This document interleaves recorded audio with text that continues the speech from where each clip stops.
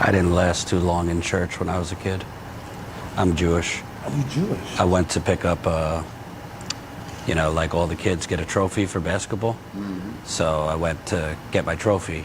And when I walked in, I got scared by the organ music and the big cross, and I went out. That's crazy. Yeah. Been back since, but. I dabble in everything. I don't put myself under any religion. I see myself as spiritual. Yep. Religion is messy. Let me know when you see it.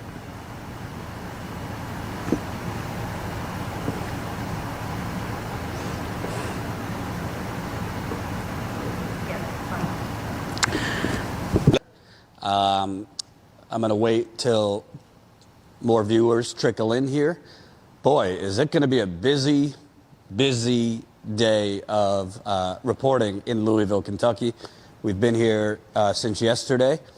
If you've been following this reporting tour, we started in Philadelphia, covered just the explosion of homelessness going on there and other cities too.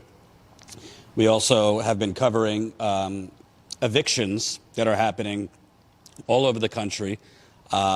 We didn't air it yet, but we actually did on Saturday on a rainy day in Cleveland. We followed volunteers that were with the Democratic Socialists of America, who were going door to door around Cleveland to speak with renters that are about to be evicted, and giving them legal resources, information, and trying to help them stave off eviction. Doing the job the government should be doing, volunteers doing it in the rain. We also interviewed Nina Turner, who's running for Congress in Cleveland, which, boy, did that get a response, which we addressed yesterday. And then we got to Louisville yesterday. By the way, this is a ton of driving. John, Jen, myself, completely wiped out every day, but still doing interviews. So when we got here yesterday, we immediately spoke with Joshua Poe, and Joshua Poe is with the Root Cause Research Center. And they've done this amazing compilation of eviction data here in Louisville. They call it the Eviction Laboratory, I believe. You can check it out on their site, Root Cause Research Center. And we just posted part of that interview like an hour ago, so it's up on the YouTube channel. You might have not seen it because YouTube. But very long story short, got to watch that interview. It blew my mind. So you know how I always tell you, don't just look at the top line figures of a bill or a law. For example, Flint.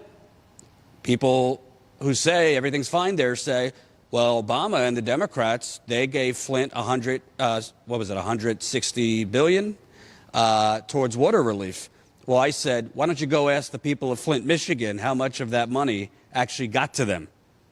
How much of that money was redirected to donors, nonprofits, real estate developers, and the rest of the usual suspects? So same thing. We just found out in the interview with Josh, which we're going to investigate further. This federal eviction moratorium that was supposed to stop renters from being evicted during the pandemic, kind of a lot of loopholes in that moratorium, particularly here in Louisville. And he was explaining that essentially it only protects you from eviction for non-payment. But landlords have been finding other reasons to evict renters who aren't behind on rent, but come up with, kind of nonsense reasons to evict them, while 2,000 to 3,000 people were dying a day, while 200,000 or so cases were going on. You got to watch that interview with Josh. I know there's no bottom with corruption, but I was actually surprised. I didn't know that landlords were basically using nuisance laws and noise laws, and basically, if a lease was just up, kicking them out, even though they were all paid up. This has been going on in Louisville and likely other cities too. Meanwhile, the media and the Democrats have been selling you on, oh no, we did this eviction moratorium. Actually started under Trump, and the Democrats continued it. It hasn't protected every single person. In fact, it's been a lot of people who have been evicted during this pandemic in Louisville.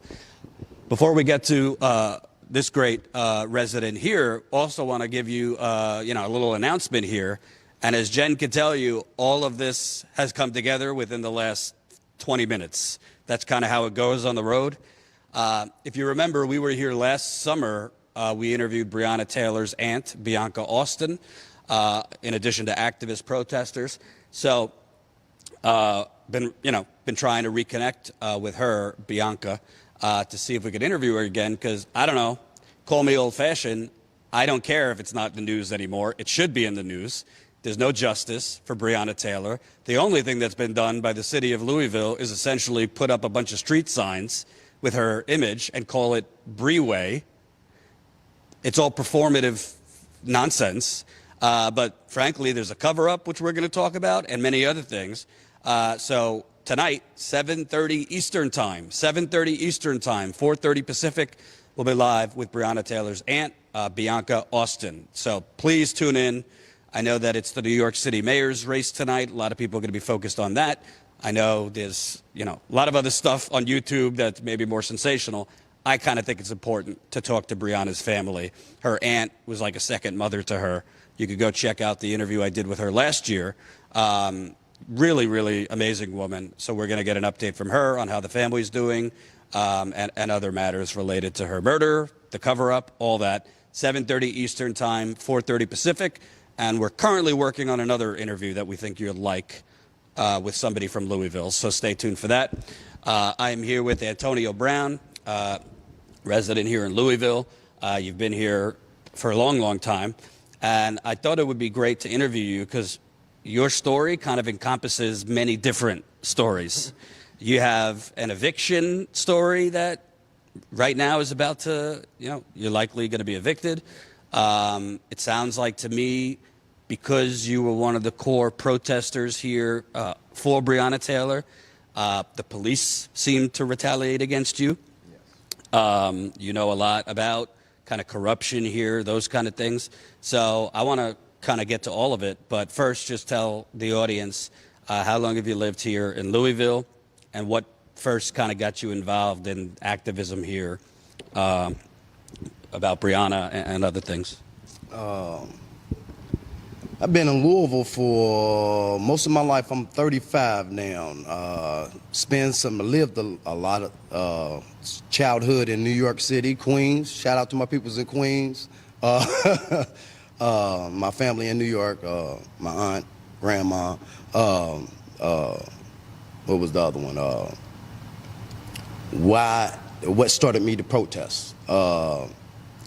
Like everybody else, Breonna Taylor was at the head, the front line. But really what got me really protesting, really mad, was when I saw a video of a brother jogging and getting lynched. At the time, I was jogging every 3 days. I jog every 3 days. And that could have been me because I jogged. So once that happened and I seen people gathering and all the, it was like, it was it. It was like, that was it. It was it. I've been talking. I was doing a lot of talking on Facebook, and I felt like talking ain't good enough. I like to think of myself as a person with a lot of knowledge on themselves. So I believe knowledge is for free. So I need to be out here with the people. Right. And just so the audience knows, if you don't remember from last summer when we were here, the Breonna Taylor protests were going on for months. And the police here were essentially, a lot of talk about, of course, we respect their right, First Amendment right, protest, blah, blah, blah. But day to day, the police were finding any reason they could to come to a park that ended up being called Injustice Square, where protesters, residents would gather, to organize protests, to talk, just to be connected. We saw police rolling up when we were here. I mean, there was like 7 or 8 cars that showed up one day because protesters in the park had a tent up. Had a tent up because, I don't know, it was like 95 degrees out, have a little shade. Seven cops came, you know, came up with whatever code violation or whatever thing as the, you know, theatrical reason that they had to come, pull down the tent. But basically, they were trying to break up the protests, target the protesters any way they could, and that continued in different ways all the way to today. So I wanted to ask you, talk about the protests starting probably a year ago, and what the police were attempting to do every day to obstruct. Basically, the order of war. If you read the book, that's what they did. It was exactly what they did. They found little things to mess with us about, and they did, to the point of now you can't caravan. If you was caravan, they was actually pulling people over for caravaning. You didn't stop fast enough at a light, you ran through that light, we're gonna pull you over and lock everybody up in the car. It's a really bulliness, because even if you wouldn't do nothing wrong, now they already put up bills, so we cannot protest. So I can still protest because I don't care. You know what I'm saying? I'm willing to get locked up for it. But a lot of people is not willing to get locked up for something that's supposed to be their right to do as American citizens. So they've been attempting to, like a lot of states and cities, make these anti-protest laws that would basically criminalize or felonize, say you're rioting or whatever. Yes, you will be charged with a felon. But so let's get to what they charged you with. So I don't want to get the story wrong, but basically police rolled up one day. I guess there was an altercation with you and your son. Kind of explain what happened. It was an altercation with me and my son. I'm a father's father. It was Derby weekend. That Derby Saturday, I supposed to went to a family get-together, but I was protesting. So I missed that time at the family get-together with my kids, my mother, so on and so on. So that Sunday, I said, I'm not doing nothing. I'm spending that time with my kids at the park. But me being the father, I engaged my kids. I got on my son about, he want to play basketball for the rest of his life. I said, now you got to look at something else. What else you want to do with your life? What you want to do? He want to play basketball. We ended up going to the park. Ended up beating him in some basketball. He ended up hitting me in the face with a basketball. We get into an altercation. He called the police. Police come. I told the police what happened. When I told the police, I'm not pressing charges on my kids. I'm an activist. I'm not pressing charges. They said, well, I already got it recorded. With that being said, I said, I don't care what you got recorded. I'm not pressing charges on my son. I don't know. Well, my son said this happened. I don't care what my son said what happened. This is what happened, and I'm not pressing charges on my son. I get arrested. My charges are 3 counts of strangulation, assault 4, domestic violence, and resisting arrest because I was in handcuffs, asking the police, take the money out my pocket, give it to my sons, so they can eat, because I don't grocery shop like a one's supposed to, because I also feed the kids on the weekend. So every time I buy food, my refrigerator is filled with food that I actually feed the community. So we always eat out. Black, we eat black. I'm pro-black. Like, so you know what I'm saying? This is what I do. Well, I didn't think my charges was that bad. I'm thinking domestic violence. Once I found out what my charges was, I'm facing up to 30 years in prison. Up to 30 years for 3 counts of strangulation. The first account, that's a C felony. I wouldn't even be able to get that expunged off my record. And what did they say they have recorded? Me saying what I was saying when the police pulled up. You saying that your son hit you with a basketball? With a basketball. I told him, are you serious? Are you grown? He engaged me, hit me in my face. I got him on the ground. Told him, you know what I'm saying? If you ever put your hands on me, I'll break every bone in your body. So for that, you're facing 30 years in prison? Yes, for being a father. And let me ask you, your son, you said, had called the police. Yeah. After that, I also want to say I did not put my hands on my son. but I want to ask, did your son, like, eventually tell the police, that's Yeah, not yeah. what happened? Blah, blah, blah. No. See, I'm dealing with a mother that don't even see. I got visitations with my son. I'm a father's father. I've been trying to get full custody of my kids since I don't know how long. But the mother is one of those who rather see me in jail than see a black man. All my kids is mixed.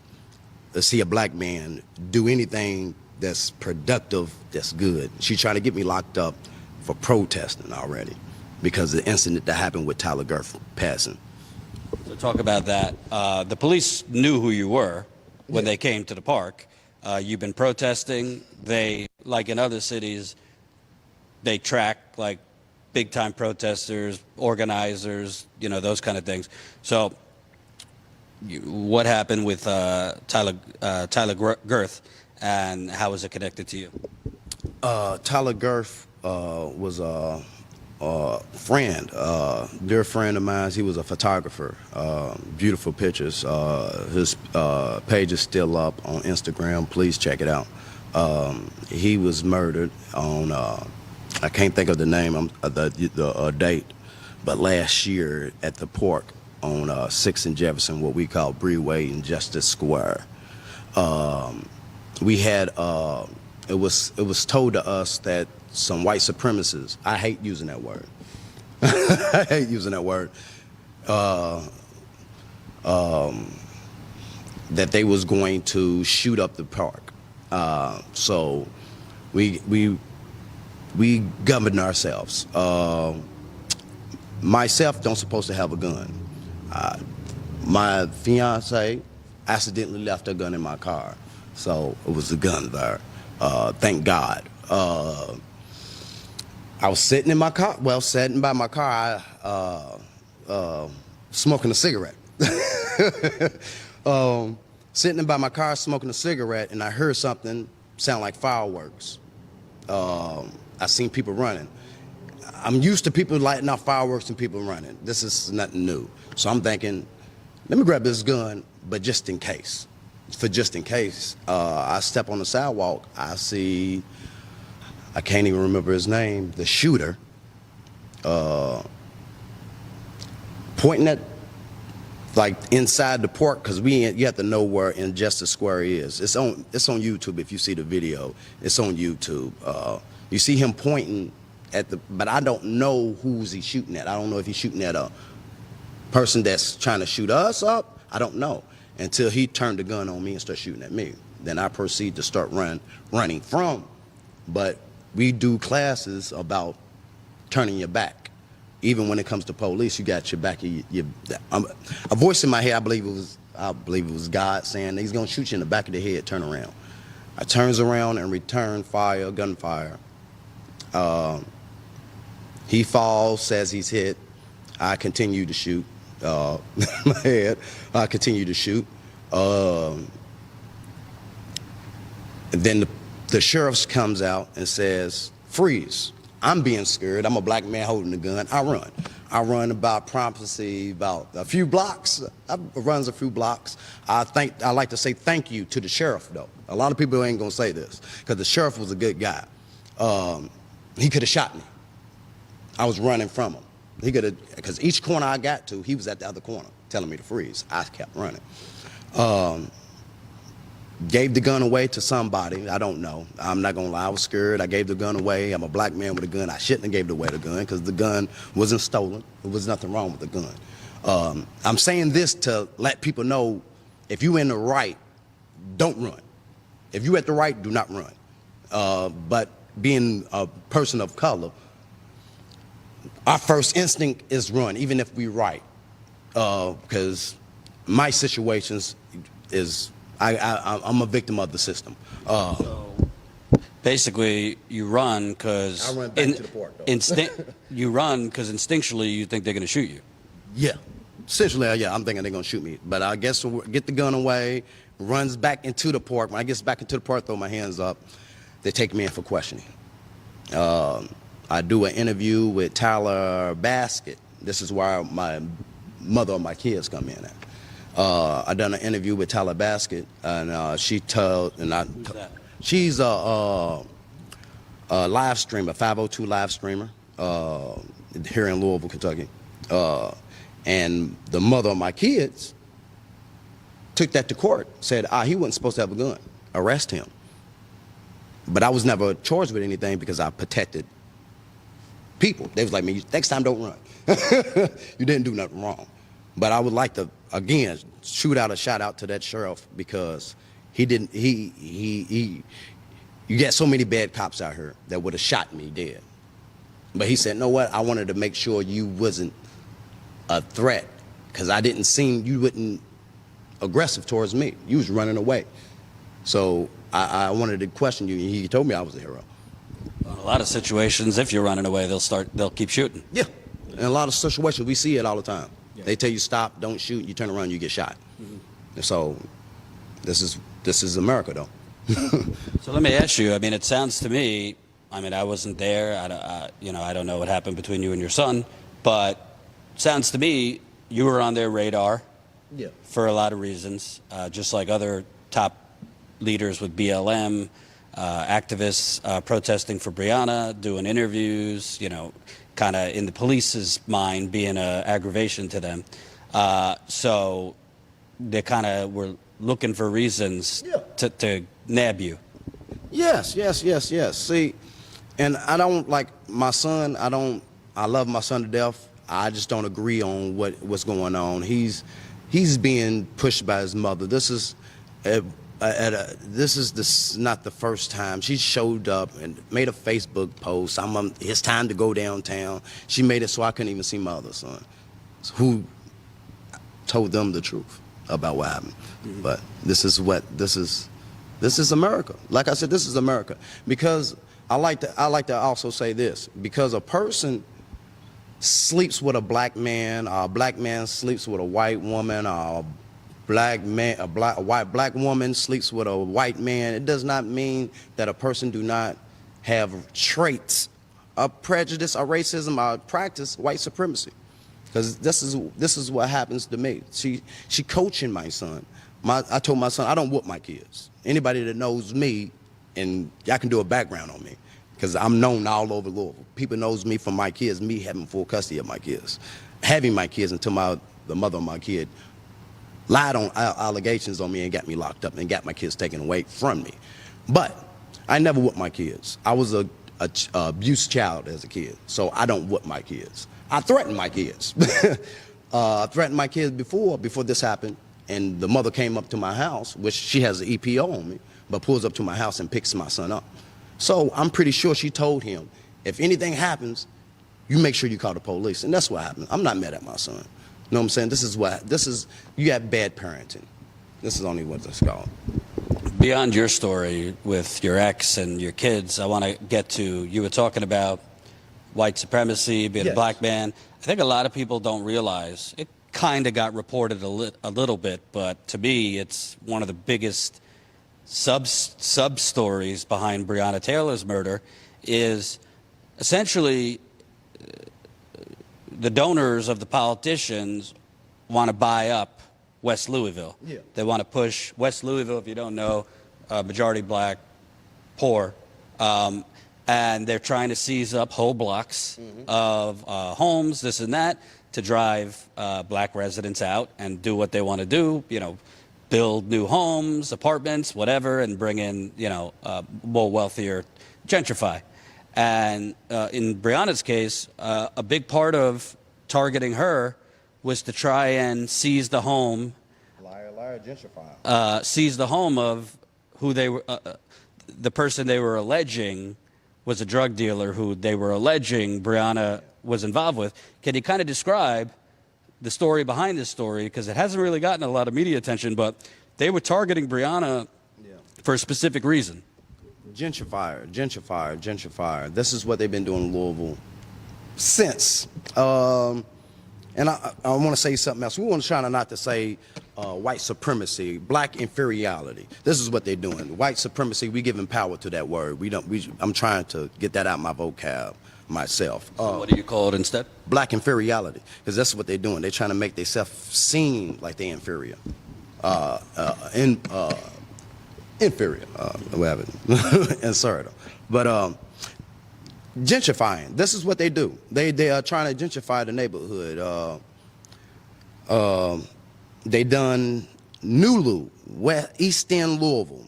Down here in Louisville, Kentucky, it was gentrified. It was a black neighborhood, all black neighborhood. We had, see, people got to overstand this. It was black Wall Streets all over the United States. They got rid of them.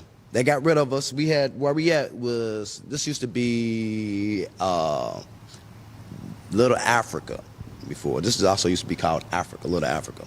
We had different places. This area. Yeah, this is see, when we was freed from slavery, we did not get no land. So what we'd do was have little small towns.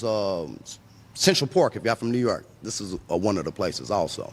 And what they do, they run the people out, kill them, run them out, whatever they got to do, and get people, and then tear it down and build something there. I'll just take the space and keep it the way it is and just move other people in. They're doing it right now, and I think is it Palestine?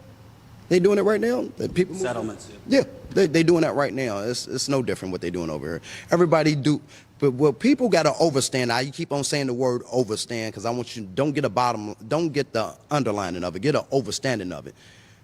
They get their blueprint from the United States. Hitler got his blueprints from the United States. Everybody get their blueprints from the United States.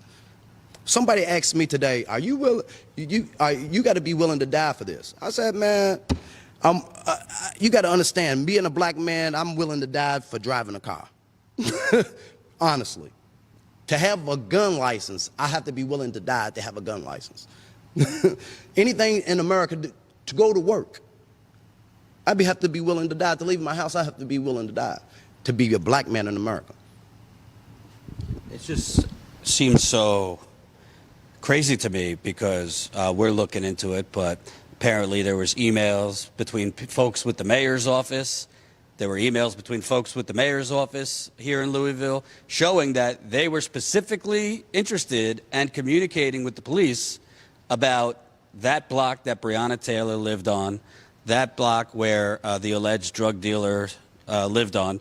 Why was the mayor's office and politicians here so interested in that block and basically communicating with the police about if it was a routine drug bust, about a routine drug bust? I'm going to tell you exactly why. The politicians are drug dealers. How are they getting the drugs here? Let's call it out. Let's call it for what it is. The police and the politicians are drug dealers. They know exactly how much drugs, what drugs is gone, where the drugs is, where the drug houses is. They know where they shit is. Let's call it for what it is. We know this. This is nothing new. How did the drugs get here? Where cocaine grow in the United States at? Please, somebody tell me. Where's the coca leaves grow at? Do we make coca leaves here? No. So how are we getting the drugs here? How's the weed? The weed is legalized now, right? In different places. But how come on now. We know who the drug dealers are. So you're talking about the drug war in America basically facilitating all the drugs that have come in from other countries. There's no drug war. The war should be war on guns. Let's keep it all the way honest. These people have been in power for how long? And they don't know what the problem is. Give me 10 years and the people and the money to fund me. I guarantee I can destroy all the gun violence in Louisville, Kentucky. I guarantee it. The problem is no jobs. The problem is you got YMCAs where you got to pay to get there. Can't nobody afford a YMCA. They just built a YMCA in 7th Street in Broadway, 7th and 17th and Broadway. For what? We got enough basketball courts. We got enough Michael Jordans out there. If y'all going to put up a court, make it free. If y'all going to put up something, make it free. We got enough basketball players out. We need lawyers. They don't want to build up a library. You don't want to build a library. Y'all don't want to do anything that's actually fundamental. They're actually going to teach these kids. You telling black kids the only thing you can do is play basketball and swim.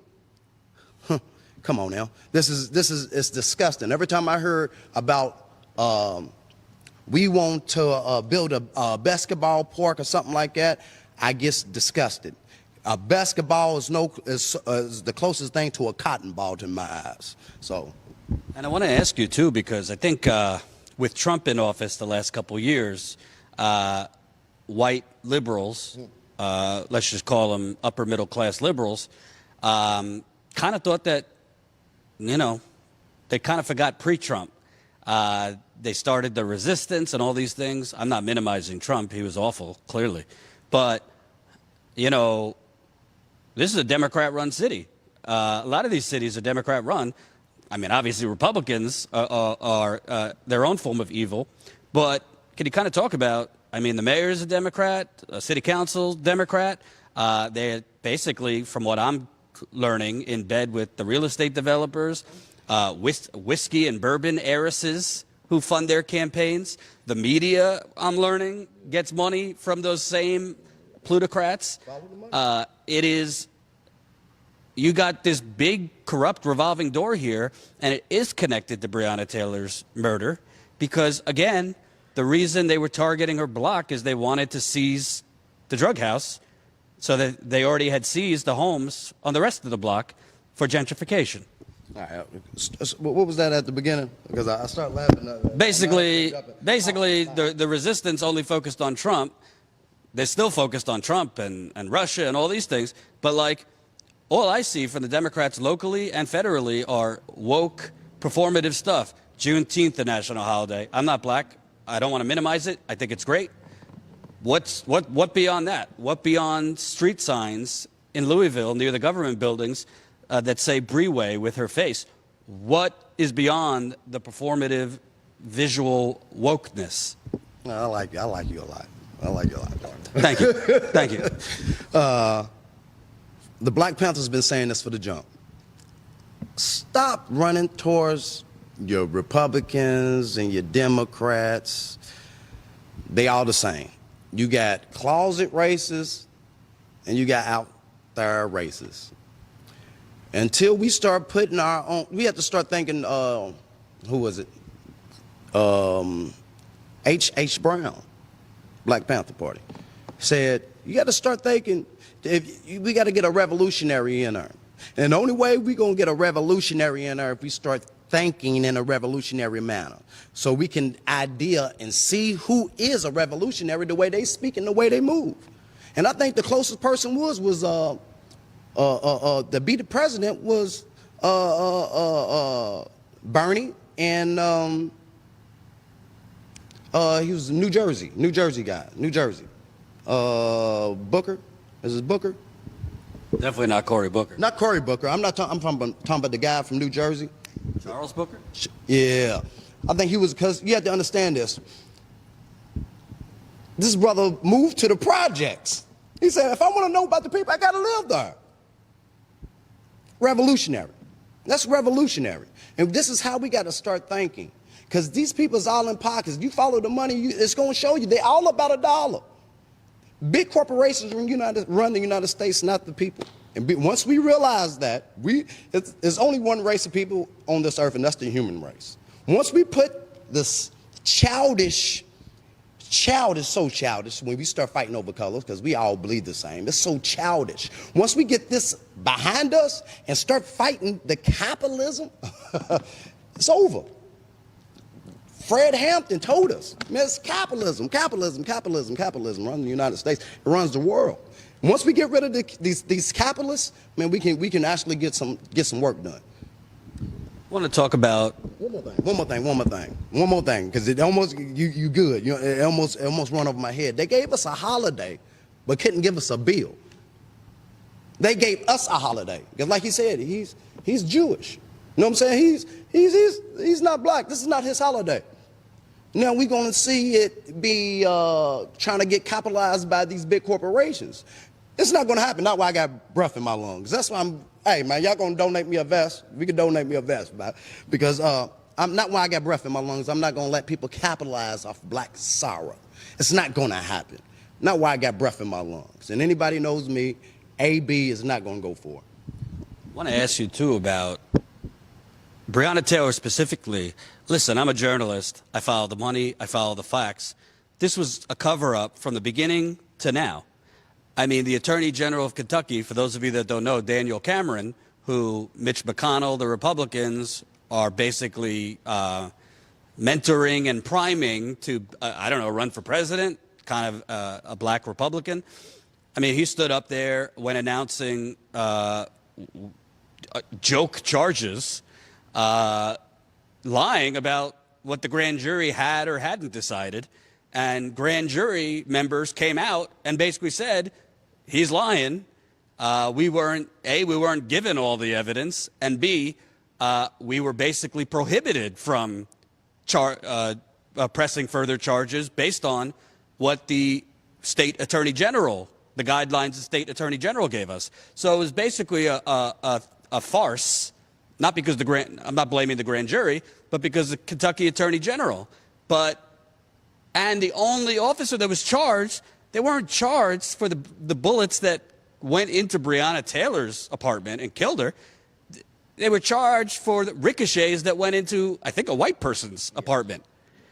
I'm not black, but I could only imagine the black residents here and their white allies. Like, how do you live in a city where a woman was murdered in bed? They very easily could have, if they had questions, taken her down during the day. Why they needed a no-knock warrant when she had no criminal history at all. Can you kind of talk about, there's a cover-up, but also a slap in the face on top of a slap in the face? Well, there's no cover-up. If you put two and two together, they went in there, hopefully there was some drugs in there so they can take it. That's what it sounds like to me. Any person with a thinking mind can see that. That's why a cover-up is needed, because they knew what happened. See, this is where the war on drugs come from. They want money. That money goes to the police station. They get to keep that money. Follow the money. They hungry for money. So most of the time when folks see, they still plan drugs on us. They still plan guns on us. If you're a felon and they know, like me, they can say, hey, man, this is an AB. Pull me over. I don't carry guns. Anybody knows I don't carry guns, but they know me for shooting. So if you know me for shooting, now they can plant a gun on me. That's nothing. But I'm telling y'all right now, I don't carry guns. But this is something that they will do to me. You know what I'm saying? Louisville is just corrupt. You got Sambo, David Cameron. I like to call him what he is. He's not an Uncle Tom. We need to destroy that name and let people know what he is. He's a Sambo. What does that mean? He's a person, if y'all read the book, Uncle Sam's Cabin, you'll realize who is, Uncle Sam was a good fellow. He was a good guy in the story. He got beat to death by Sambo because he would not tell the slave owners where the slaves ran to. So Sambo beat him to death for the master, to show the master, I'm a good nigga. He's no different. He's put in his place because he knows his place. He's know his place as he's a house nigga. He's that house nigga. He's that Sambo. He's that scum that black folks talk about all the time. He's no different than the Zip Coon. If we don't know who the Zip Coon is the guy that's black, that's going around killing other black people, and he will not kill the guy, this bad white man that kills the innocent black woman, rapes the innocent black woman, do all these monstrosities to his people, but yet he's buddy with him and kills the black man along with the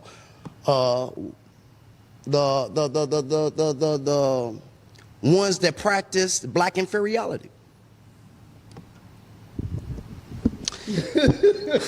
You're spitting some truth. By the way, I should have said all along, make sure you share this live stream, smash the like button. I promise you, this kind man will not be on CNN or maybe anywhere else again. But I think you're spitting a lot of truth, honestly.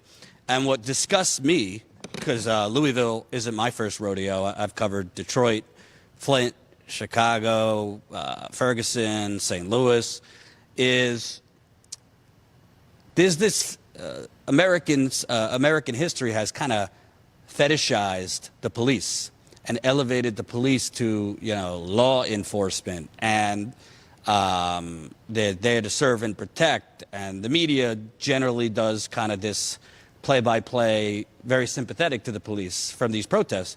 And there are some good police. You were referring to a sheriff who didn't shoot you. But, I mean, there's so many examples and whistleblowers or whatever that the law enforcement just breaking the law or making up the law. We know that Sergeant Mattingly, who was involved in Breonna Taylor's murder, lied on the police report. So basically, it's kind of blowing my mind a little bit, because basically what you're saying is the police are making money off of all of this. Yes, they are. Yes, they are. You have to think about it. Why they keep on trying to say it's drugs? And these drugs is the problem. The drugs is the problem. The drugs is the problem. Is it the drugs the problem, or is it because why are they selling drugs? Because they ain't got no jobs. Once we start figuring out, it was a Walmart that was going to get built down here. They said, oh, a lot of people in the West End, it was blacks, said they wanted a piece of the money, and they should. Why shouldn't they? And this is the problem. And they say, oh, well, no, this for what? So if they was building this in a white neighborhood, and the white preacher in that white neighborhood said, no, well, I need a piece of that money. Y'all gonna build this in my neighborhood. I need to feed the community. But when the black folks is asking for a piece of that pie, of that income that's coming in from our hard work, from us, it's, oh, no, we can't do that. We're not gonna do that.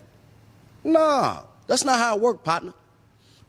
Yeah, move us out. Yeah, put us. We about this land. This is how they do us right now. This is what's going on right now. Actually, let's say you're a small business. You're a small black business, and you got this. And guess what? They want this. They're gonna raise that price up on it. Barbershop. That is a funny movie, but that's actually what really is going on. That's really what's going on in America, in black neighborhoods. They raise up the prices where you can't afford it. Now you shut down. You had no other price. Now the big corporation came in and bought that. Are they white buddies? You know what I'm saying? Because they all practice black inferiority. The police do. The police was here to practice that. They was made to practice white inferiority. You know what I'm saying? You got good police out there. But you got to understand, and I overstand this. If they speak up, they might get killed by the guy that's supposed to be their partner. So I understand that. But at some point, at some time, you still fall into the same category as a bad cop because you ain't speaking. You put your life in danger to put on a suit. That's why you put on a suit for, right? Time for you to speak up and call the ones out that's crooked out. And until you do that, you are just as crooked as that person. I want to also bring up, because you mentioned basically this tale of two cities economically, but President Biden and the Democrats and CNN, they've been telling me that the economy's roaring back, jobs are coming back, there's more jobs than there are workers to fill those jobs. All I hear is things are going back to normal. So you're describing something very different. Totally different. I was working at Royal Consumers Products. One of my little brother's still working there right now. He's scared that they about to close down because they fired me because I'm an activist. But my little brother's still working there. He said, man, they didn't let everybody go. Like, everybody's like, it's empty. I'm scared. I'm got to start looking for another job because ain't nobody got no work. They make school, like poster board, phone board for schools and stuff. And they about to go out of business from the look of it. So it's very doubtful. You know what I'm saying? And it's work that can be done, but there's nowhere. It's hard for when a person got an idea and you can't get a loan to even start your business up because you're black and you credit. You ain't got good credit. No one's black is taught, hey, man, you make sure you get your credit, keep your credit good. I know I wasn't. But those same banks denying you those loans put in their window Black Lives Matter during protests. Yeah, for you won't bust out the windows. But I would like to say no one in Louisville, Kentucky, during my protests was out engaging in any busting out windows or anything like that. I also want to get to, I mean, what are we, June 22nd right now? So, you know, the narrative has been that there's been this eviction moratorium federally that you couldn't get evicted. We're finding out, particularly in Louisville, people have been getting evicted during the pandemic, during the worst of the pandemic.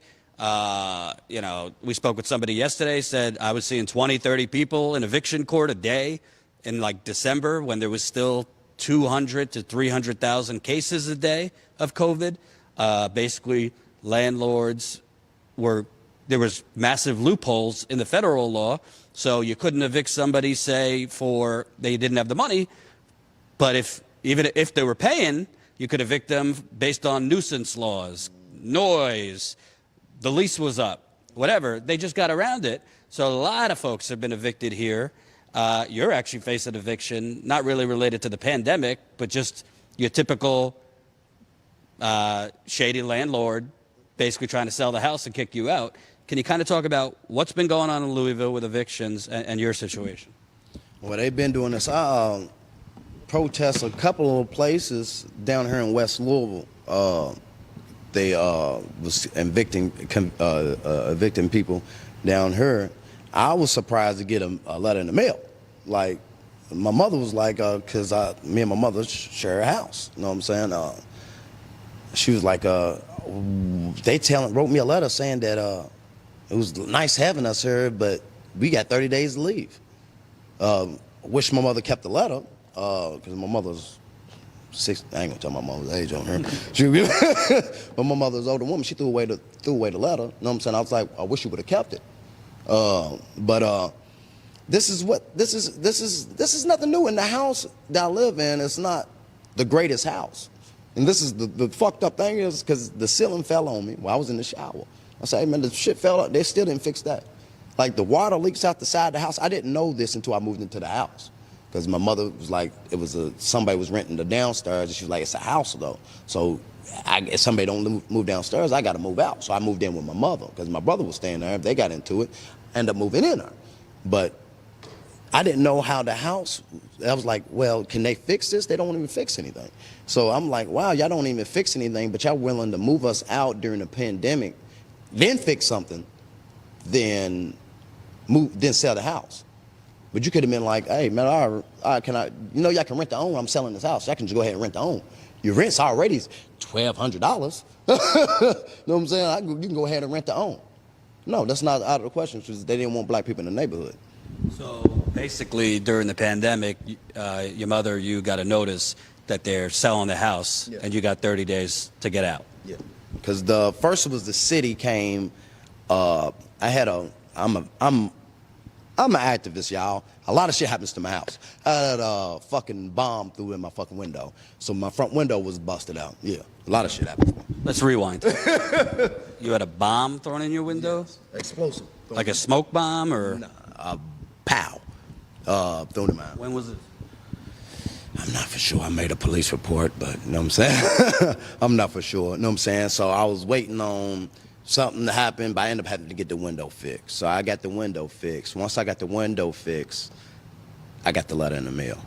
And did the police do anything about your police report? No, they didn't do nothing. You had mentioned before the interview that other stuff happened with your car and some other thing. My brakes been cut twice. My brakes been cut twice. The first thing was the Cadillac, whoever the platinum is in the car that was taken off. They was like, it was maybe crackheads. That's what they said. I was like, man, but right here in front of the courthouse, this is kind of weird. I don't see anybody doing that quick. You know what I'm saying? They done that. Then my brakes was cut twice. The first time I couldn't prove it, but the second time I could prove it because my sister's fiance fixed my brakes. He said, man, send me a picture. I was like, man, yeah, somebody cut you. That definitely been cut. So my brakes have been cut. Thank God I never got injured or injured anybody else driving in my car. But it's like I said, it's part of the work. If you ain't willing, is it gonna come? You know what I'm saying? You have the great Dick Gregory was shot before, so you know what I'm saying? Yeah. I know. By the way, I know Flint activists and protesters who have had their brakes cut too. So don't think it's conspiracy, because activists, the government tracks them, the local government, surveil them, their social media, their live streams, their homes in a lot of cases. So a lot of people might say like, this guy's just, talking. There's no evidence for any of that. Well, I know a lot of other people that have had similar things happen to them. So First Amendment, kind of loose. There seems to be a little trend of retaliation. So essentially, what do you face an eviction in like a week, 2 weeks? I got to be out by the 15th. By the 15th, so I don't know what I'm going to do. I'm on HIP, so I really don't know what I'm going to do. I'm hoping tomorrow I got a court date. I'm hoping they'll let me off HIP while I'm still fighting the case with my son. But I'm also fighting other cases during the protests, being locked up and beat up by the police, so I don't. Doubtful. You're under house arrest. That's what HIP means. You're under house arrest based on the incident with your son we talked about earlier. Yes, but I'm also fighting cases during the protests. When the NFC was here, I got locked up for protesting. I'm a protester, it's in my blood. Let me ask you about other protesters here, because a lot of times, you know, what the police do, what the government does is try to kind of like divide and conquer. That's the story of activism in America, on the left, whatever. How is the protest movement now? Obviously, it's not like it was a year ago. Are there still protests for Breonna, for other things? Is there other forms of activism going on outside of just bodies on the bodies in the streets? Is it kind of fallen off because people get tired and demoralized? It has fallen off, but it's people still protesting. But they also, like I said, the police is messing with us. We got Bruce Sweeney. He's on HIP. We got my brother D. Jarrett. He's on HIP. He was actually beat up by the police on camera. They got him on camera getting beat up, but they trying to put his hand in the cuff, punching him in his face. They took him to court. Next thing you know, he's on HIP for getting beat up by the police. So he's under house arrest when it's on camera that the police beat him up. Absolutely. I believe this is on CNN. I don't know if it's on. I don't look at news, so I can't really say. I look at, if it's not y'all Democracy Now, I really don't look at news unless it's real news. But he's been on the news quite a few times with the video being sold. Facebook actually took down the video, but we actually saved the video, so they couldn't. Yeah, this is like I said. The song, was it Childish Gambino? This is America. This is America. You're talking about a legalized mafia here. Yes, they are a gang. They are no different than the Bloods and Crips. Only difference is they're working with the law. They are thugs. And let's talk federally here. You know, let's just say the media seems to be slobbering over President Biden, maybe because he's not Trump. That seems to be a big reason he was elected, because he wasn't Trump. I mean, he was just in Russia. They were, you know, analyzing his every move, handshake with Putin. They love his speeches. They say, oh, he's very empathetic. He's had loss in his life, blah, blah, blah, blah, blah. There's very little critical coverage of the president, of the Democrats who have control right now. Biden ran on, you know, Build Back Better and kind of restoring the soul of America. You know, he hasn't been in office that long, but what are you seeing from the current president? I like that word, restoring, right? What was that, 96 bill, wasn't it? Wasn't it 96, right? 94. 94. You know what I'm saying? I was a child back in this time. So, you know what I'm saying? I was born in 85, so I was a child. I was, you know what I'm saying, about 8, you know what I'm saying, probably wasn't even 8. But talking about the crime bill. Yes, you are the maker of this. You said you wanted to work with the police so it could be tough enough. I listen to the brother talk. Listen to the brother talk. What are you doing right now to help that bill that you created? Nothing. What is Miss Harris, who I don't know if she's the first black Asian, which couldn't do nothing for your black heritage, ma'am. Say, I can make a bill to protect you who've been lynched. See, we have to understand these things. Lynchings didn't happen to after slavery. So you can't do nothing to right the wrongs for black people. That's the blood that's running through your veins. Some of the blood, ma'am. You can't do nothing to make a bill to write this, because where do it start? But it took a month of 2 or 3 agents that say it's a hate crime, which is a lie. This is a lie. I believe them people was paid to do. I believe they got crazy people to do this, because if you go through this neighborhood, you go through any black neighborhood, count how many Asian stores you see in them. Count how many African stores you see in them. So that is a lie. So they up here putting up a lie and make a bill in a month. But I just seen a video of a gay woman. I believe this was in Chicago. No, I know it wasn't in Chicago. I'm wrong. But she was in a store. You see her roughing up a guy, an Asian man, at the cash register. Then the other guy comes with a gun and start pistol whooping her. Then another guy comes back there and start hitting her with a flashlight. Where's the crime bill for that? Because that's been going on since before the pandemic. Where's the bill to protect us? Nowhere. There's no word. No one has made a bill to protect black people. And I say quit voting for them until they make a bill to protect black people. For the record, in New York and other places, there has been a lot of true hate crimes against Asians. So I want the audience to know there has been a lot of hate crimes against Asians, but I think your point is so important. What is going on against black people in this country for 400 years? Where is the bill for that? Exactly, because I'm going to say this. When it comes to these hate crimes, like I said, I believe they was paid. I believe these places, especially in New York, the guy with the pink jacket, and it just happened to be right across from the park where the senator played with his kids, take his kids to play, his mother. That's just too big of a coincidence. Yes, is it some hate crime going on? Yes. But where is the bill for black people? And there's none. And they said they have no agenda to even making one. There's no agenda for even making one. And I got a question for the government. Since I can find out the slave house where the slave owner that owned us, because I done my ancestry, and we found out the slave owner who owned us. Who was it? Because my story of my grandfather became true, what he told us. We are the descendants of the slave master. The last one, her grandfather was the slave master. So can we get our free land? No, because I'm black. I'm sorry, we don't get reparations, but China do. Japan do. I'm sorry, Japan do for the dropping the atomic bombs. They didn't have to do 20, 100, 400-year study on that to see what that looked like. They didn't have to do it. They knew they done something wrong. Where's our reparations at? Jewish people in Germany as well.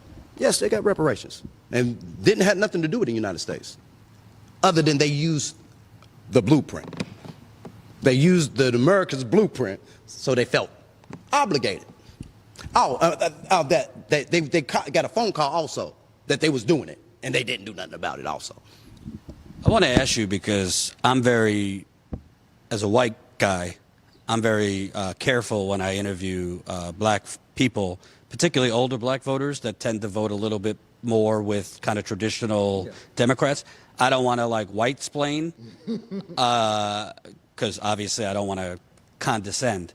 But it does seem to me something you said is so important, that it's just this same record spinning where you got Democrats that show up to black churches during campaigns, say a lot of nice performative bullshit, then maybe they pitch some bills. Like right now there's the George Floyd Act, police reform, but it's been watered down to the point that there's no reform of qualified immunity, which shields police from civil liability.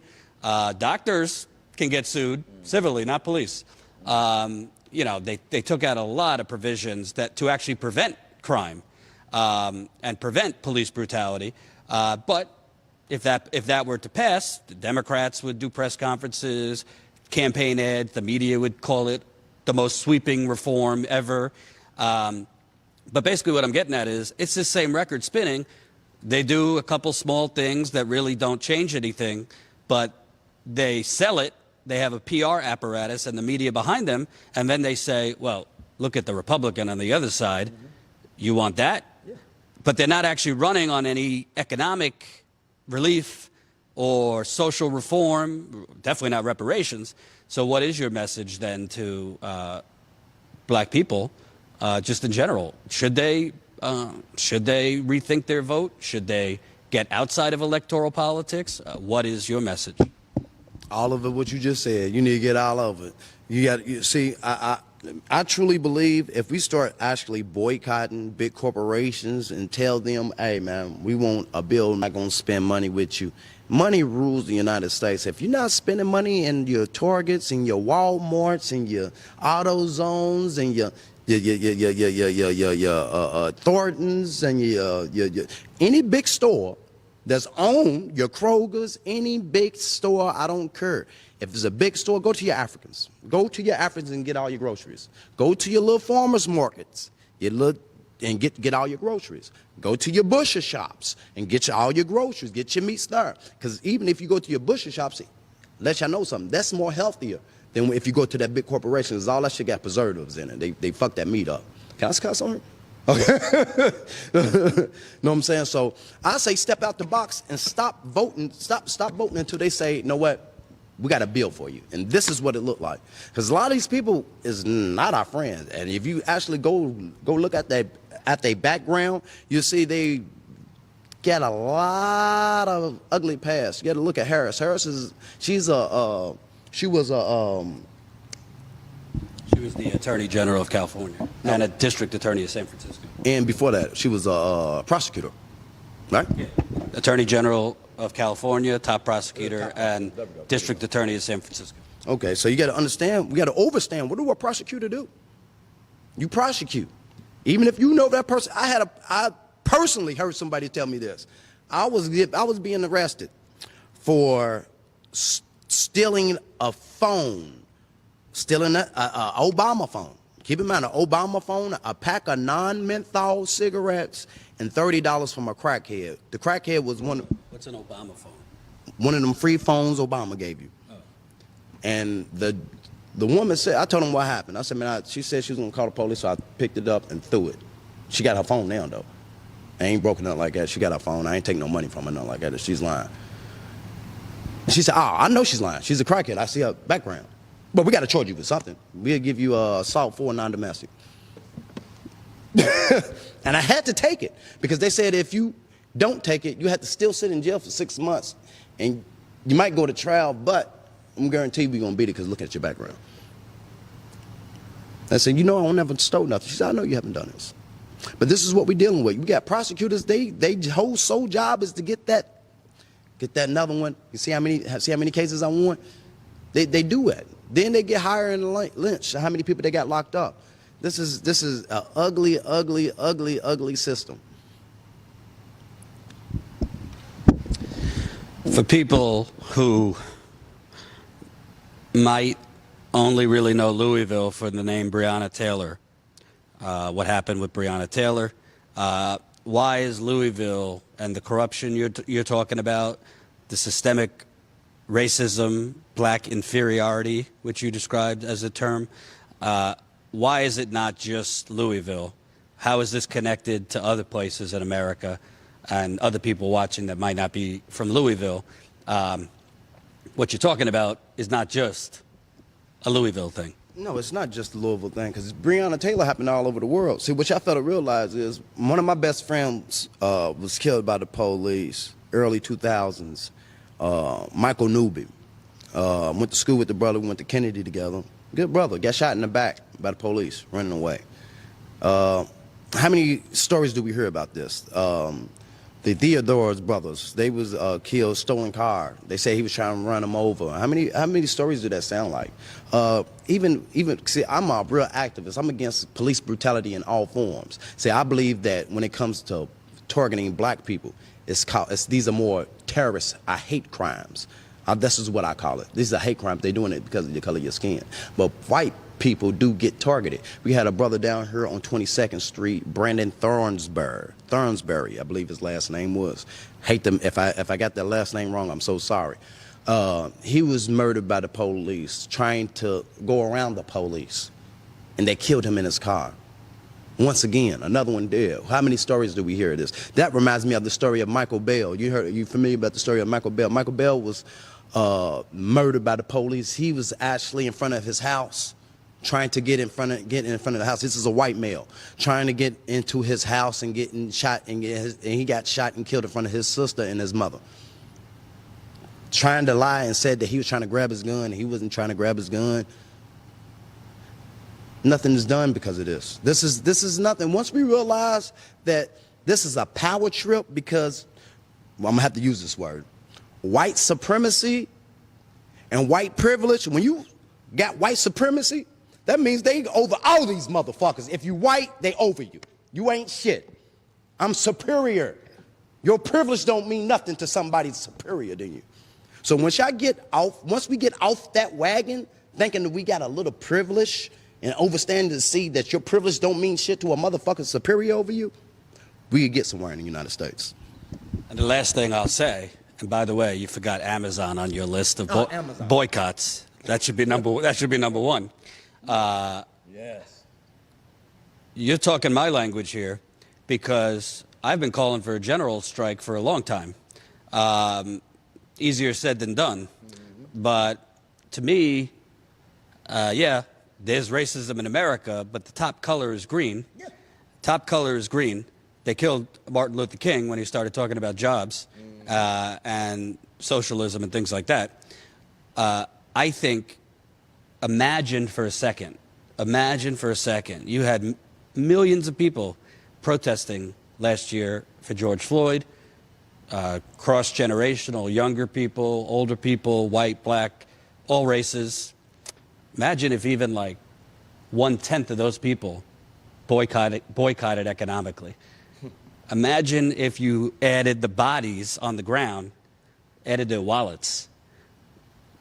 You know, I don't have a crystal ball, but I think you'd get some change. Yeah. I think you'd get some change if there was an organized, can't just be black, can't just be white. People need to come together and really fight with their wallets. Really? Because I'm telling you, if we boycott, that's the tool. See, some of the tools that they used in the past still works today. They boycotted the bus. What was it, a year? They got a year into it, boycotting the bus, and they got change. It's not going to take overnight. It's not going to take a week. But overnight, see, what we fail to realize is we all dress the same. We all work. We can go to the same moms and pops, blacks, white. It don't care what color you are. These days, all y'all ladies wear the little leggings anyway. You know what I'm saying? We can boycott. If we boycott these, we can actually get something we want. And how that look like, and figuring out what everybody wants is getting together.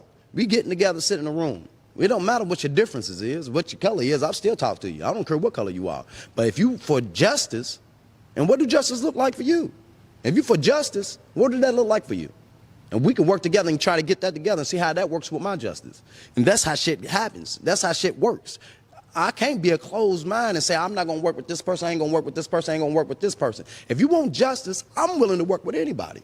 So if you want justice, man, let's start boycotting. Like you said, Amazon, especially Amazon, boycott this. These taxes, yeah. I pay more taxes than most of these people. You pay more taxes than most of these people. And we are going to sit back and consider and let these people to keep on slaving us. We slaves. And then we ask them to help us with our money. This is money that we put in to help our community. So the money that we asking y'all to help our community with, y'all ain't going to do it, but this is our money anyway. Where did that work at? That sounds crazy. And I think I'll end on an important point. Listen, white people started way ahead in the race. They got a massive head start. Frankly, black people, in many cases, never even got to start the race. But I think white people, too, are starting to learn. This shit's coming for you, too. There's white people being pushed out of neighborhoods, Flint, Detroit, Cleveland, Milwaukee. There's white people that used to be able to support their family on, you know, one job. Maybe their partner worked part-time. Now they're working 2 jobs plus Uber. There's plenty of white people facing eviction. You know, it might not be based on their race, but it's based on their class and their poverty. So white people might not have the same risk in terms of interactions with police, but you do have a risk in terms of capitalism. So fighting, you know, and that's what they're scared of the most, the capitalist class, the media, is white folks and black folks coming together instead of instead of being divided. And I believe that is so true. Because I also want to get back on this one other thing, because I was thinking about gentrifying when you were saying that. I call it economic terrorism. Yeah, well, I like it. I like it. You got that TM already? No, you can take it. You can borrow it. Because that's so crazy, because David McAtee, he was the owner. You know about David McAtee? Yeah. And I asked myself, was that part of gentrifying? Because that spot made a lot of money. Now the spot ain't even open because his brother got killed too. You know what I'm saying? So this is. Yeah, David McAtee owned a popular barbecue. Yes. And police shot it up. Yeah, the police shot him up, and we got the recording. They said, let's show him something. It had nothing to do with protesting. People gather right here all the time. Like I said, it was a big money spot, and police assassinated him. I call it assassination. But if we just get on the same page, and it's a rush, because what we got to realize is we fighting about color, right? We all fighting about this color, this race problem. In a couple of years, we might not even have an earth to live on. People ain't even getting that through their head. We might not even have an earth to live on, but we still fighting over fucking petty-ass colors. Petty colors. And it's not even real, because if you want to look at it, be technical, everybody's African-American. Everybody in the United States is literally African-American. So if you can't get past a petty color, and the only way we're going to do it is to point out the culprits. Say, we are not going to allow this. If I'm white, I'm not going to allow this. I'm not going to allow you to call this black guy a nigger. I'm going to beat him up. No, brother. You sit back. I'm a white guy. I'm going to beat him up, because I'm not going to tolerate it. I was locked up. Last time I was locked up, I'm talking to the people. Black people, white people, I'm talking to them. This one white guy got up and said something to the black guy, called him a nigger. The white dude said, nah, we was about to get up. He said, nah, y'all sit down. Nah, motherfucker, you better hit that button and get the fuck out of here. I'm not going to tolerate that racist ass shit around here. We got us fucked up. And he started talking shit that I didn't even know. So the world is opening up. The world is opening up, and especially the convicts. My convicts sees it. They sees it because they locked up, and they sees it. They see where it is, where it's messing up. But it's time, it's 2020. It was time the eyes was to waking up. Now it's 21. It's time for people to start waking up in the masses. Clockwork. Because we ain't got enough time on this earth, because these capitalists don't give a fuck about this earth either. Like, they don't give a fuck about these human bodies, don't give a fuck about this mother earth either. They'll destroy it. Thank God for the people that was out there protesting, making sure they did not put up that pipeline. I was watching. I was there in spirit. Promote yourself. Where can people find you? I believe you're on social media, this, that, the other thing. Yeah, I'm on social media. I'm on Facebook at Tonio Brown. I'm on other Facebook because they blocked me on Facebook. I got 2 Facebook pages. Other one is AB, the letter A and B, space A and B. You'll see me sitting on. I'm on Facebook. I'm on Instagram under Godspeed, Antonio Brown, Godspeed. I really don't get on Instagram like that. I don't like Instagram. I like Facebook. I'm a Facebook lover. I'm sorry. I like Facebook. I like to look. I like the groups. You should look up what Mark Zuckerberg's doing to indigenous people in Hawaii. I believe it. He blocked me. I'm blocked for 30 days for something I said on, because, 4/20 is Hitler's birthday. So I was talking about how people was celebrating Hitler's birthday, and they blocked me for 30 days. But this was last month. I got blocked this month. I get off on the 3rd. So it was April the 20th when I got censored. So how do y'all censor me for something on April 20th, but it takes a few weeks for y'all even block me? So I don't know. So I don't like him either, but I like the platform. Thank you for taking the time, sir. Appreciate it. One more thing. Feed the Kids 502 is my cash app. I also go through the neighborhoods of Pork Hill, Rangeland, Newburgh area, West End area. I feed the kids. I believe that the only way we can reach them, we got to start. If I can feed them, I can teach them. This is what I do. I work out of the money out my own pockets and donations. If you're more welcome to donate anything. I don't care if it's $1. Anything counts. That's Feed These Kids. Feed FEED, these, THSES, right? THESE. Yeah. Kids, KIDS. 502. This is the cash out. I'm sorry, man. I'm a little foggy. I've been up all night. But that's the cash out. Y'all can feed. That's what I do. Other than protesting, when I'm not protesting and doing my activist work in the church, that's what I be doing. Feeding the kids. If we can feed them, we can teach them. And I don't care if they black or white. And if they in these neighborhoods where it's black and whites there in these poor, brought down neighborhoods, this is where I'm at. So I don't care what color you are, what religion you are. You gonna eat, we gonna eat. Thanks, man. Appreciate it. Thank you, man. I appreciate it. Absolutely. Jen, you want to join? Can I kindly bring in Jen?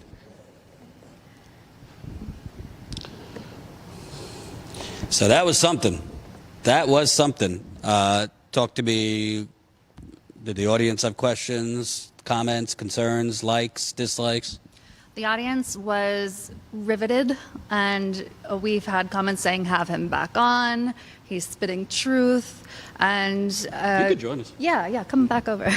Just absolutely positive comments, because people see what you're saying and what you're living.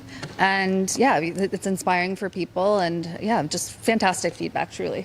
Mm-hmm. And I think it's really important, because a lot of times when you're covering protests, it's just like action-packed, whether it's people getting arrested or police doing things. So you get a chance to speak with protesters, but really only for like a minute to 2 minutes to 3 minutes during a protest. You don't really get a chance to really sit in depth with the protesters to hear all of this. I mean, we just hit corruption, evictions, police brutality, police possibly feeding drugs to communities.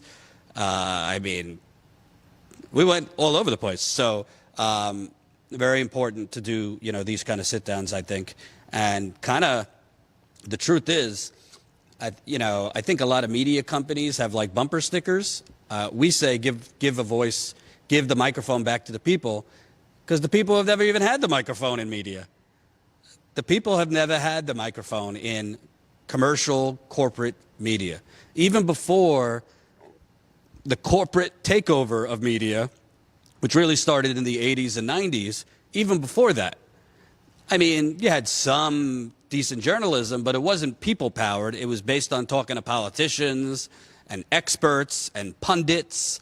They weren't coming to churches in Louisville talking to Antonio, that's for sure.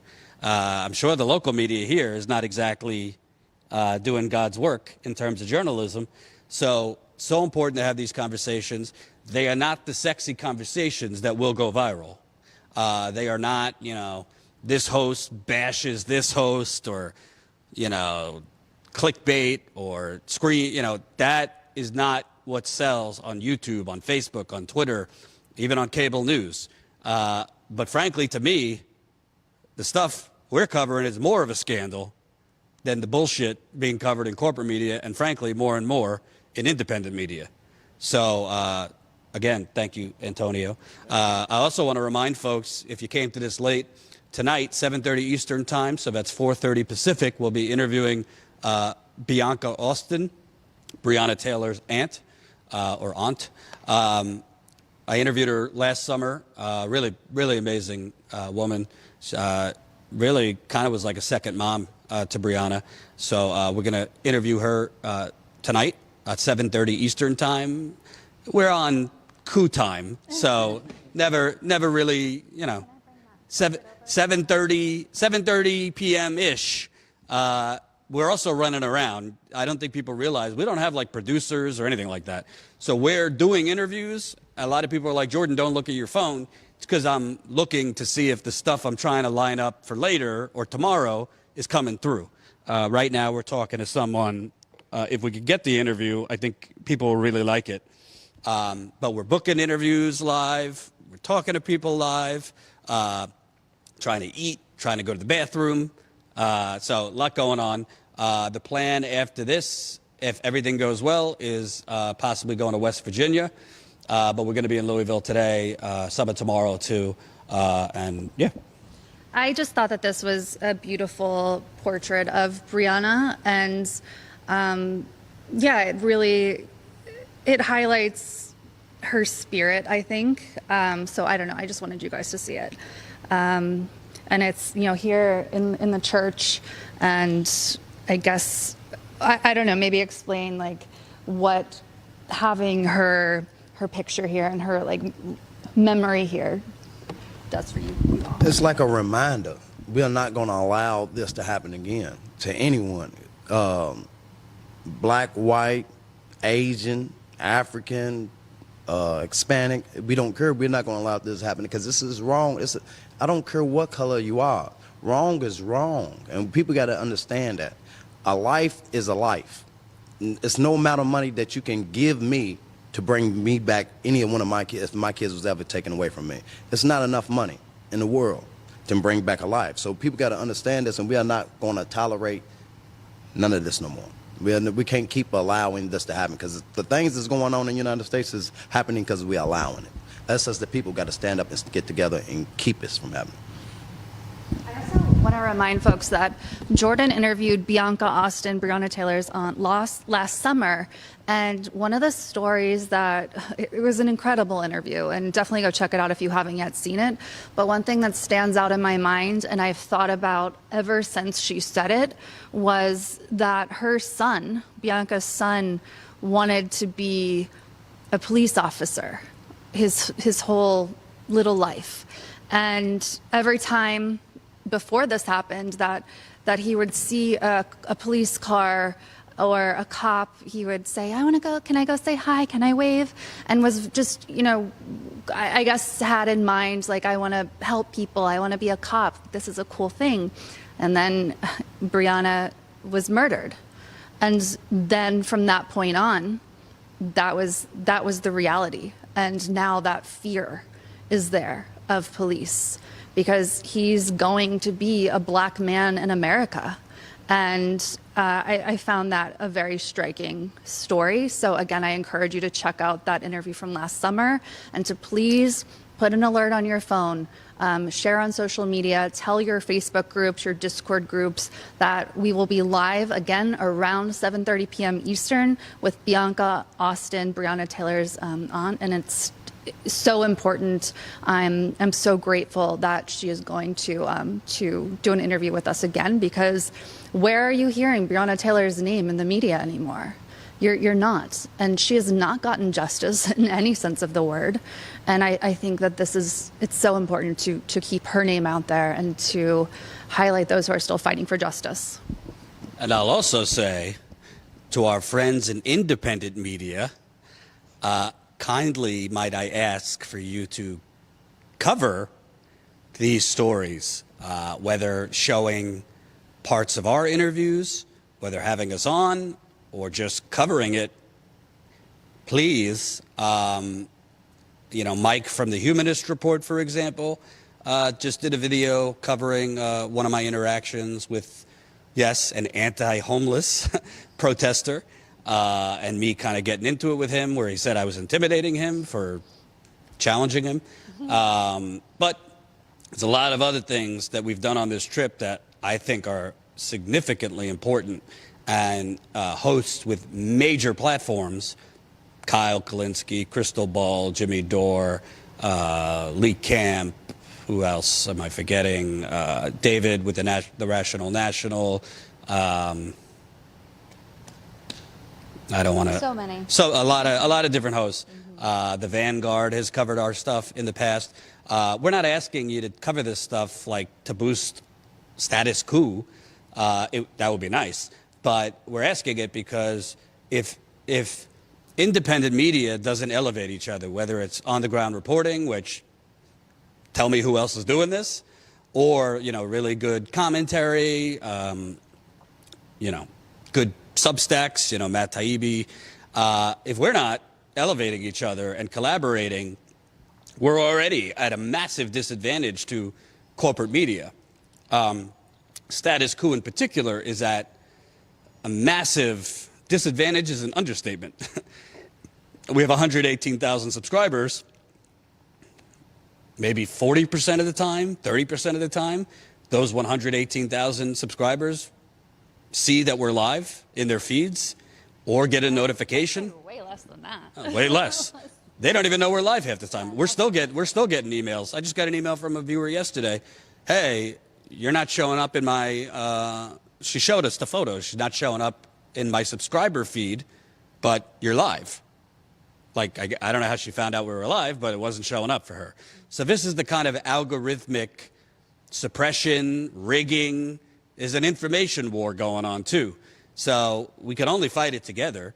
And so I'm hoping, whether it's get into their chats, tweet at them, ask other independent folks to elevate this, because, you know, the world, independent media can't just be a bunch of like hot takes and TMZ style clickbait about wars between hosts and channels. I already went into this the other day. You know, I think we could walk and chew gum at the same time. You could do that and cover, you know, battles between TYT and others, while also covering, you know, evictions, blatant corruption.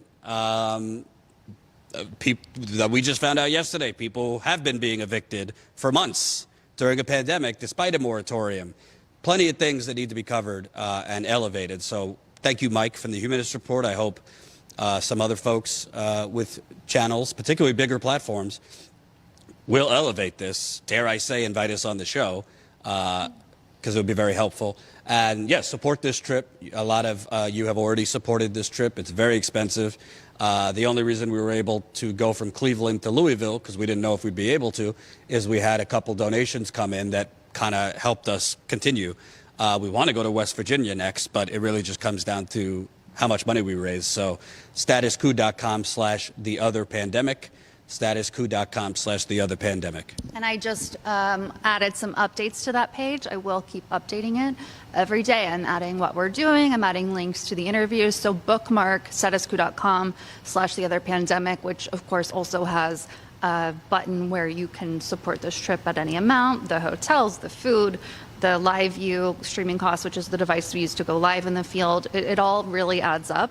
And the only reason we're able to be here at all is because of your support. So we do thank you. I also want to highlight, and I think we've only posted half of the interview from yesterday with Josh. Is that the case? So right now, definitely check out the interview that we posted this morning with Josh Poe, who works with and helps to run Roots Cause Research Center, and they've done incredible work there's what's actually happening with Louisville evictions. There's a puppy in the background. I hope you guys can hear him. But their evictions have been going on despite the moratorium. So definitely watch that interview. He also, and we haven't yet posted this half, but we will.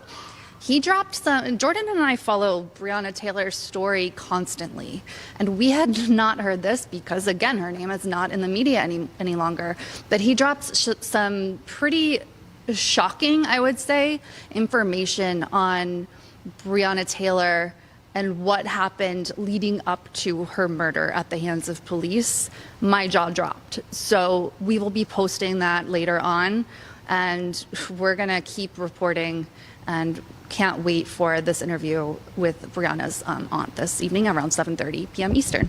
And I also want to make a very important point. So Adam with Independent Left Media? Yes. Sorry if I'm botching the name. Let me get the name right. Hold on.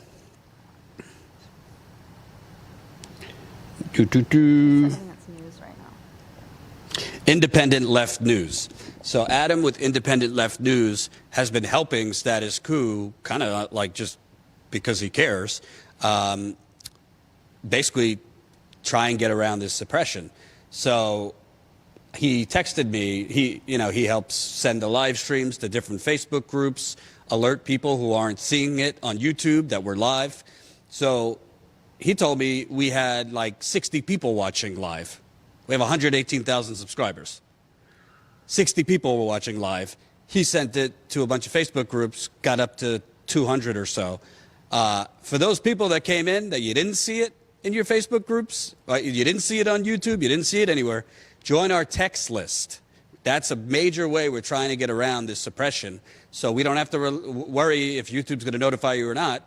You'll get a text message when we're live. So that's statuscoup.com/text. Statuscoup.com/text. As far as I know, they haven't figured out a way yet to screw us on that. It does cost us a lot of money, but we need you to know when we're live, when we post videos. We've been hit by this, frankly, harder than most channels. So if you found this, you didn't see it, but you found it in your Facebook groups, definitely join our text list. Doesn't cost you anything, very important. Also, another way you can keep up to date with whenever we go live, whenever we have breaking news, is by going on using your Chrome or Firefox browser, going to statuscoup.com, and you should get a pop-up that says, do you want push notifications, and click yes. And we won't spam you or anything like that, but you'll then get alerted that way when we go live.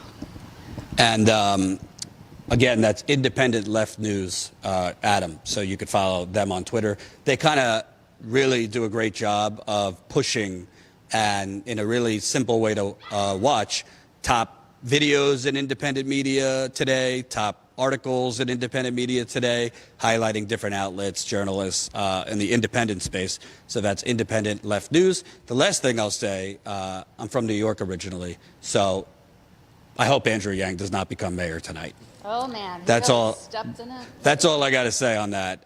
He's now doubled down on making mentally ill people the boogeyman in New York that are driving away tourists. This man, I said it when he was running, and I got a lot of running for president, and I got a lot of Yang Gang hate. This man is a tech bro. This man is very flexible in his positions, and frankly, I think ignorant on several things, including mental illness. So I really hope he doesn't win. Also hope that Adams doesn't win, because he's a corporatist. So yeah, I don't love it, any of the candidates really, but yeah, I hope Yang loses. Anything we're forgetting? Just stay tuned. We will have other lives. We will be publishing new videos. Again, go to the statuscoup.com/theotherpandemic for updates, and just keep up on all of our social media, everything, and we're keeping on. We've been on the road for over a week. We've been getting incredible feedback because we're really the only media outlet that's doing the type of reporting that we're doing. So we thank you, the viewers. We couldn't do this without you, and we will definitely be live later and posting more later. Yeah, so the schedule's fluid. As of now, we plan on being live a little after 3 o'clock Eastern, so that's noon Pacific, with a councilman here, Ja'Cory Arthur. We might be live again at 6 with a really powerful story. A woman who is now organizing a tenants union here, who's also been on the verge of homelessness herself recently. So we don't, some of them might be live, some of them we might record. We're definitely going to be live tonight, 7:30 Eastern Time, 4:30 Pacific, with Bianca Austin, Breonna Taylor's aunt. But again, join our text list, so you'll get a text when we're live. Very important. And thank you, Antonio, again. We will